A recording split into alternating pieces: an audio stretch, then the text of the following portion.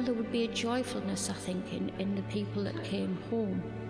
But I also think it's, this war's gone on 5 years. I think they need to mark an end to that and let's start anew.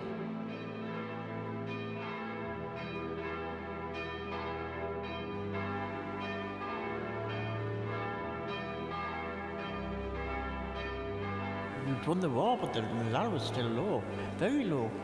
So they needed something to pull the people back again. That's what I think, anyway.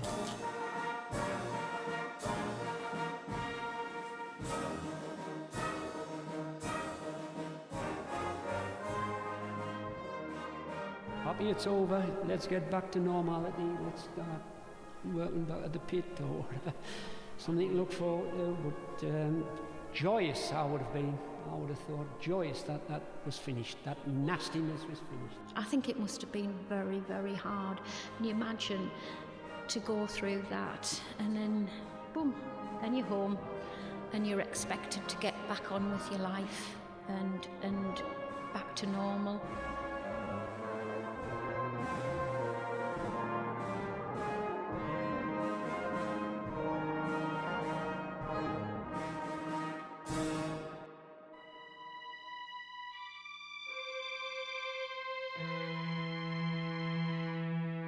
Were they in any better condition for that World War? Were they treated any better? No. Well, they came back to the same pits. They came back to the low savings. They came back to no money.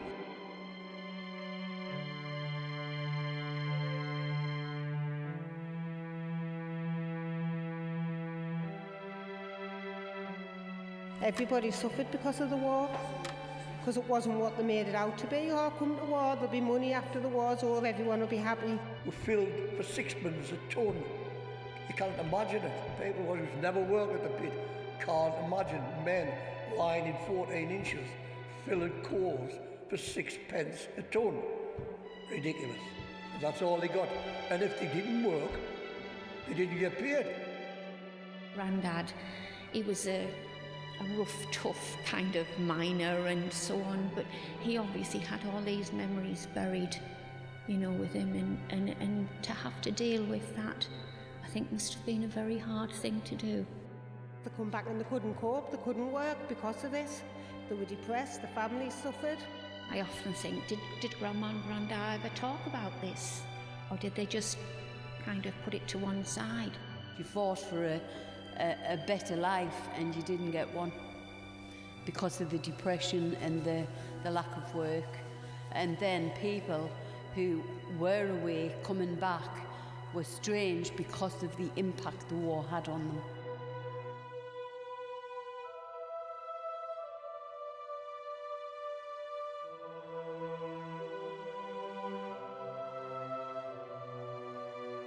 Bittersweet.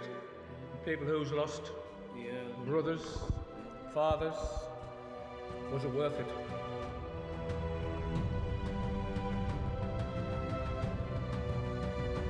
How difficult it must have been to come home from that and then go back to supporting a family going back to the mines. It was like a stranger walking in. It wasn't my dad, because they didn't know me dad.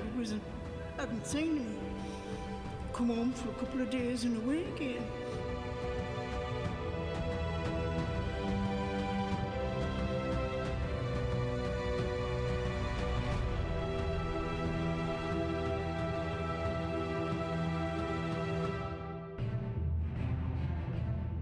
Bullets stop flying, but people don't stop dying. You've got the flu outbreak, which killed thousands. You've got the people who were brought home and died of their wounds and continue to suffer for years afterwards. Grandad was in the First World War. He come home, he was only home 2 days and he killed himself because he couldn't cope with, obviously, the pressure. My grandmother, she had a brother who died in the First World War. And I know that hit her very hard. She used to talk about him regularly. He became engaged to a girl, a local girl, and he was killed, and that girl never married. She remained unmarried for the rest of her life. I don't think they could talk about it, a lot of men. Maybe they didn't think that the families that they left behind would understand, or maybe they were trying to shield them from the horror, really, that they endured.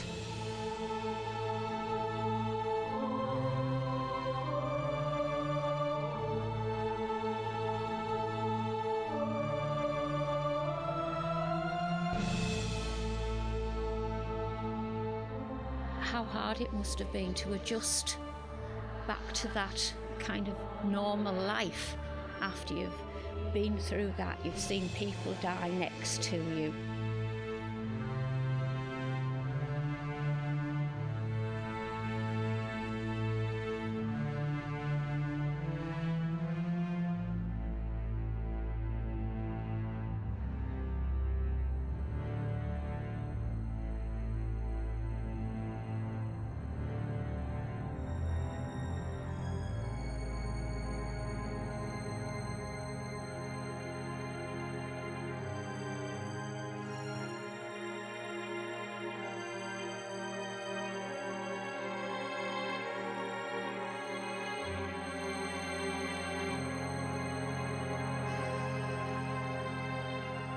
Maybe they were getting with people who'd been through the same as what they were through, and they needed to unite. And maybe they could talk to them where they couldn't talk to the families. By banding together like that, it was bringing back the closeness, perhaps, that they felt with their comrades, and a way of remembering their comrades that fell in the war.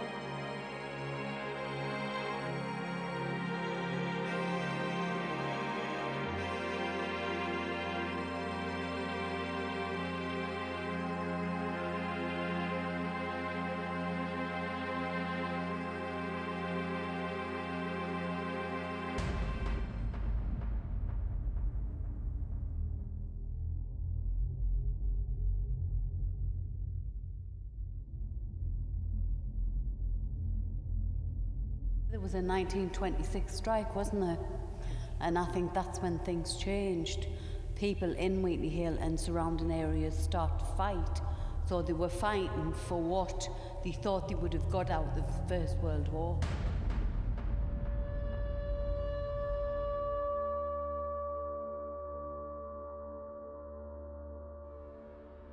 You've got to remember what the miners were striking about. They had appalling wages, and they were threatened with a reduction in wages and an extension of hours. And the slogan, "Not a penny off the pay, not a minute on the day," was the slogan of the strike. And the general strike was not a general strike for anything other than supporting the miners.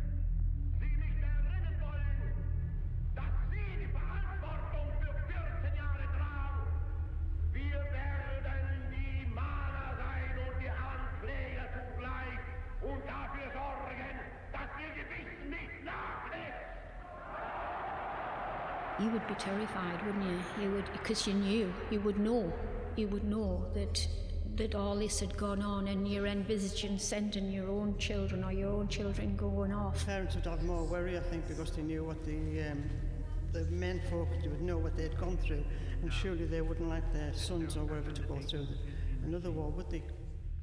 And that consequently, this country is at war with Germany.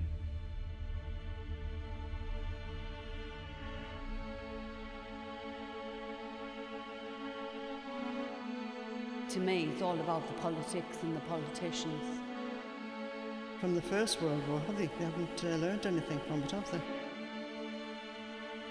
From what I understand, that there was a kind of glory to the First World War. But the Second World War seemed to be so much more serious, and not so many years apart that you wouldn't understand the consequences of it.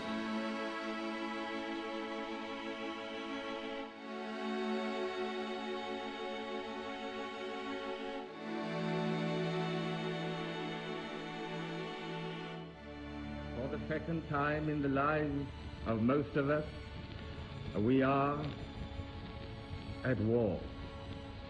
Over and over again, we have tried to find a peaceful way out of the differences between ourselves and those who are now our enemies.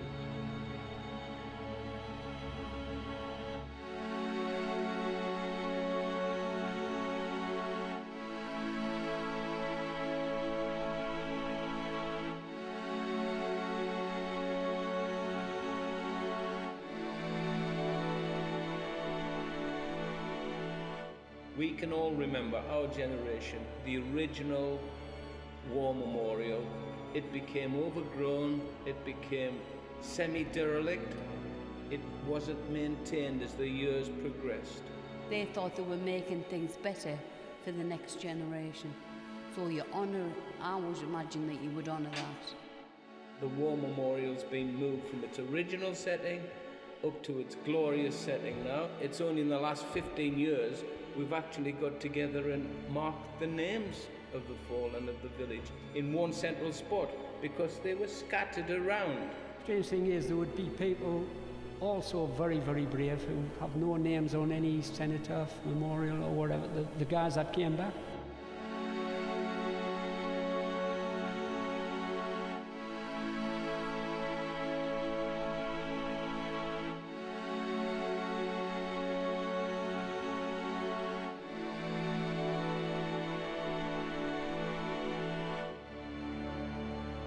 You've only got to see how a little village like Whitley Hill remembers on Remembrance Sunday to realise. We have a beautiful parade here every year, Poppy Day, and we remember. Whitley Hill remembers that day.